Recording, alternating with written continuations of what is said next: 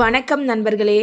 நீங்க எப்பயாவது ஒரு ரூமுக்குள்ள போனதும் ஒரு மாதிரி வித்தியாசமா உணர்ந்து இருக்கீங்களா? காத்துல ஒரு மாதிரி பதற்றம், இல்லனா ஒருத்தரோட குரல்ல ஒரு சின்ன மாற்றம். அவங்க உங்ககிட்ட மரியாதையா பேசுற மாதிரி இருக்கும், ஆனா உள்ளுக்குள்ள உங்களை அவங்களுக்கு பிடிக்கலங்கிறத கூட அவங்களால சரியா மறைக்க முடியாது. அதனால எல்லாருக்கும் உங்களை பிடிக்க போறதில்ல.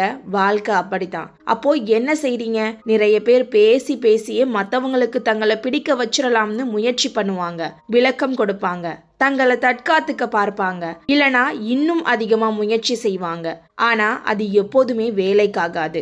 அவங்க கிட்ட நல்ல பேர் வாங்கணும்னு அலைகிறது உங்க சுய மரியாதையை நீங்களே சீக்கிரமா இழக்கிறதுக்கு சமம். அப்போ உங்களை வெளிப்படையா பிடிக்காதவர்களை எப்படி சமாளிக்கிறது? குறிப்பா அவங்க உங்களோட மேல் அதிகாரியா, குடும்பத்துல ஒருத்தரா, இல்ல நீங்க டெய்லி பார்க்க வேண்டிய ஒரு ஆளா இருந்தா நீங்க சில வழிகளை கையாளலாம்.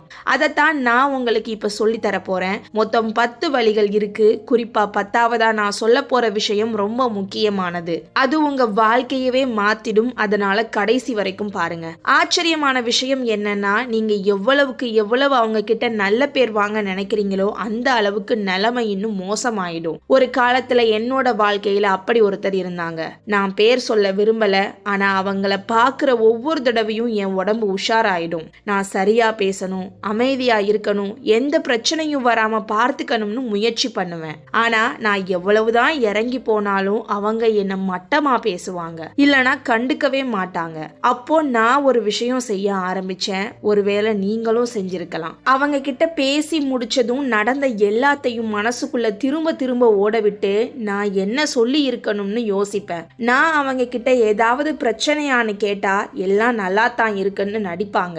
ஆனா அந்த வித்தியாசமான உணர்வு மட்டும் போகவே இல்லை. நான் ஒன்னும் பைத்தியம் இல்லை. கடைசியா நான் ரொம்ப கஷ்டப்பட்டு கத்துக்கிட்ட பாடம் இதுதான். எல்லோருக்கும் என்ன பிடிக்க போறதில்ல, எல்லோருக்கும் உங்களையும் பிடிக்க போறதில்ல. அது பரவாயில்லை. அதுக்கு நீங்க தான் தப்புன்னோ, இல்ல நான் பிடிக்காத ஆளுன்னோ, இல்ல உங்களை நீங்களே இன்னும் நல்லா விளக்கணும்னு அவசியம் இல்லை. சில சமயம் சும்மாவே சிலருக்கு உங்களை பிடிக்காது. அதுக்கும் உங்களுக்கும் எந்த சம்பந்தமும் இருக்காது.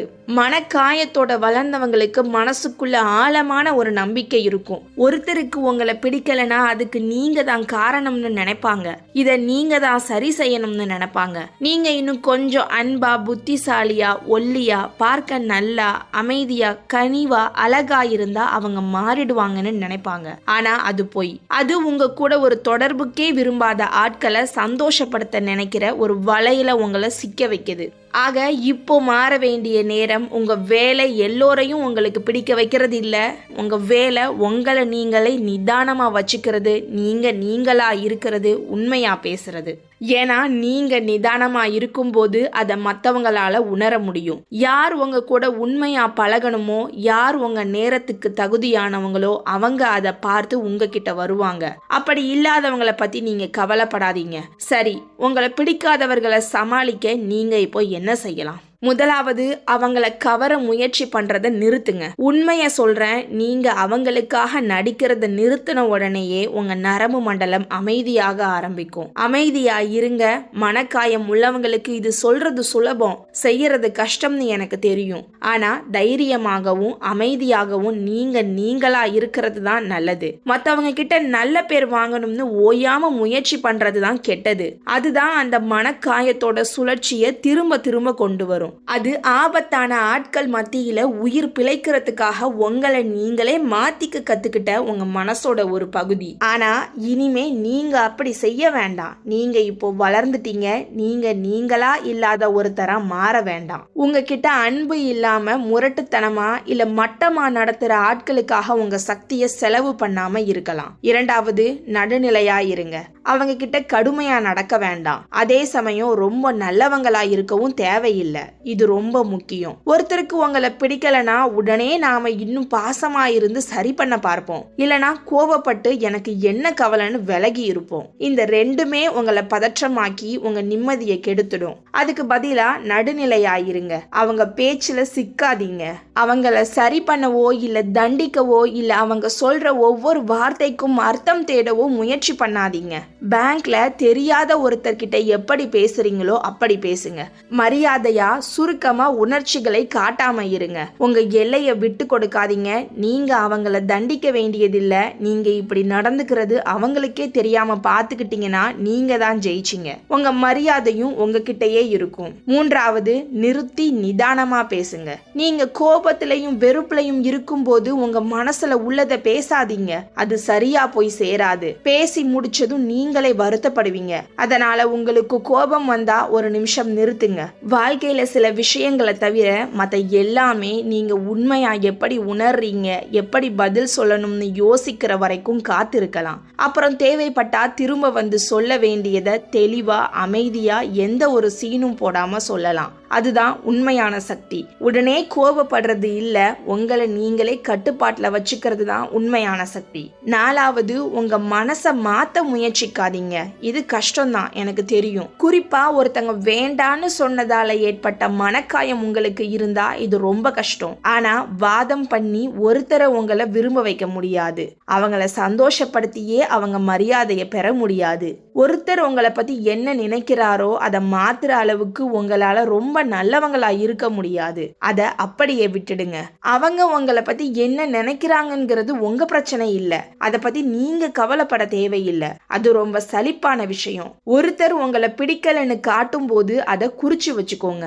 அது ஒரு தகவல். யாருக்காக நம்ம நேரத்தையும் சக்தியையும் செலவு பண்ண கூடாதுன்னு அது நமக்கு சொல்லும். ஐந்தாவது, உங்கள் சக்தியை உண்மையான உறவுகளை நோக்கி திருப்புங்க. இதுதான் உங்க புது பெரிய சக்தி. ஒருத்தருக்கு ஏன் என்ன பிடிக்கலன்னு மணிக்கணக்கா யோசிக்கிறதுக்கு பதிலா உங்க கவனத்தை வேற பக்கம் திருப்புங்க. அந்த சக்தியை உங்களை விரும்புற ஒருத்தர் கூட பழக பயன்படுத்துங்க. இல்லனா நடுநிலையா அன்பா இல்ல ஆர்வமா இருக்கிற ஒருத்தர் கூட பேசுங்க. உண்மையான உறவுகள் சாத்தியம்தான். ஆனா நீங்க தப்பான ஆட்கள் முன்னாடி உங்களை நிரூபிக்க முயற்சி பண்ணும்போது அது கிடைக்காது. ஆறாவது, அவங்க நடத்தைய தனிப்பட்ட தாக்குதலா எடுத்துக்காதீங்க. இது கொஞ்சம் ஆழமான விஷயம். ஒருத்தர் உங்ககிட்ட மோசமா நடந்துக்கிறாங்கன்னா அது உங்களை பத்தினது இல்ல, அது அவங்கள பத்தினது. அவங்க மனசுல இருக்கிற தாழ்வு மனப்பான்மை, பொறாமை, இல்லைன்னா அவங்க வாழ்க்கையில இருக்கிற கசப்பான அனுபவங்களை தான் அவங்க உங்க மேல காட்டுறாங்க. அவங்க ஒரு கண்ணாடி மாதிரி. அவங்க உள்ளுக்குள்ள என்ன இருக்கோ அதைத்தான் வெளியே காட்டுவாங்க. அதனால அவங்க சொல்ற வார்த்தைகளை உங்க மனசுக்குள்ள ஏத்திக்காதீங்க. அது அவங்க பிரச்சனை, உங்க பிரச்சனை இல்ல. ஏழாவது, அவங்கள பத்தி மத்தவங்க கிட்ட பேசுறத நிறுத்துங்க. இது ரொம்ப முக்கியம். உங்களை பிடிக்காதவங்கள பத்தி நீங்க மத்தவங்க கிட்ட போயிட்டு அவர் இப்படி பண்ணிட்டாரு, இவர் அப்படி பேசினாருன்னு புலம்புறதால ஒரு பிரயோஜனமும் இல்ல. சொல்ல போனா இப்படி பேசுறது மூலமா அவங்கள உங்க மனசுக்குள்ளயும் உங்க வாழ்க்கையிலையும் நீங்க உயிர் போட வச்சிருக்கீங்க. அந்த நெகட்டிவ் விஷயங்களை திரும்ப திரும்ப பேசுறது உங்க நிம்மதியை தான் கெடுக்கும். அந்த அத்தியாயத்தை மூடி வைங்க. எட்டாவது, உங்க வெற்றியில் கவனம் செலுத்துங்க. உங்களை பிடிக்காதவங்களுக்கு நீங்க கொடுக்கிற மிகப்பெரிய பதில் நீங்க நல்லா வாழ்ந்து காட்டுறதுதான். அவங்க உங்களை கீழே இறக்க முயற்சி பண்ணும்போது நீங்க உங்க வேலையிலையும் வளர்ச்சியிலையும் இன்னும் அதிகமா கவனம் செலுத்துங்க. நீங்க சந்தோஷமாவும் வெற்றியாவும் இருக்கிறத பாக்குறது தான் அவங்களுக்கு பெரிய தண்டனை. ஆனா இத அவங்கள வெறுப்பேத்தணும்னு செய்யாதீங்க, உங்களுக்காக செய்யுங்க. ஒன்பதாவது, அவசியம் இல்லாம அவங்க கண்ணுல படாதீங்க.